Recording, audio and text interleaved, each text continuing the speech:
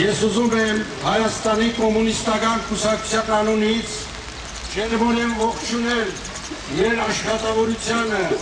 այն ժողովրդի,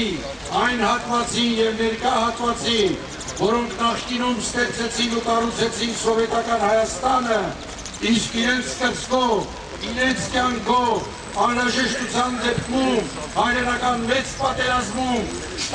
մտածեցին, որ իրենց կյանքը պետք է տալ այս հիանալի գաղափարախոսությանը։ Թույլ տվեք ձեզ բոլորիդ ողջունել Ռուսաստանի կոմունիստական կուսակցության կենտրոնական կոմիտեի գլխավոր քարտուղար ընկեր Զուգանովի անունից, որը հեռախոսով ինձ խնդրեց հայտնել իր ողջունը և բոլորիդ ողջունել մայիսի 1-ի և 6 հաղթանակի արդիվ։ Մենք իրեն ենք ողջունում։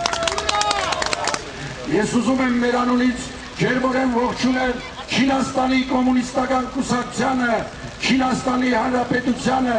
այն երկրին, որը կառուցում է կոմունիզմ, և այն երկրին, որի առջև այսօր ծնկի է գալիս ամբողջ աշխարհի իմպերիալիզմը, այդ թվում Ամերիկայի Միացյալ Նահանգները, որը ծնկաչոք Չինաստանից խնդրում է իրեն տալ վարկել 747 միլիարդ, որպեսզի կարողանա իրեն փրկի համաշխարհային ճգնաժամին։ Հայաստանի կոմունիստական կուսակցությունը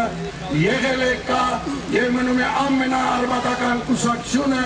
և այն կուսակցությունը, որը ղեկավարելու է անվորների պրոլետարիատի շարժումը Հայաստանում, ելնելով անհրաժեշտության այն ժամանակից, երբ կգա մեր ժամանակը, իսկ այդ ժամանակը հեռու չէ։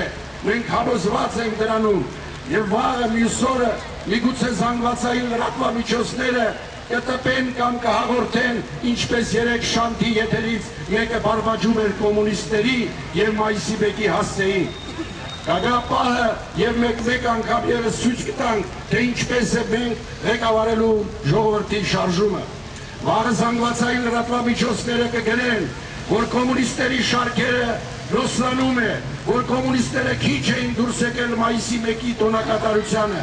Ապա նայեք ինչ է կատարվում Եվրոպայում, խեղդվում է ծխակույտի մեջ, միլիարդավոր վնասներ է կրում, բայց ոչ մեկը Եվրոպային չի քննադատում, որ ժողովուրդը մնացել է օդանավակայաններում կամ իրենք միլիարդավոր վնասներ են կրում։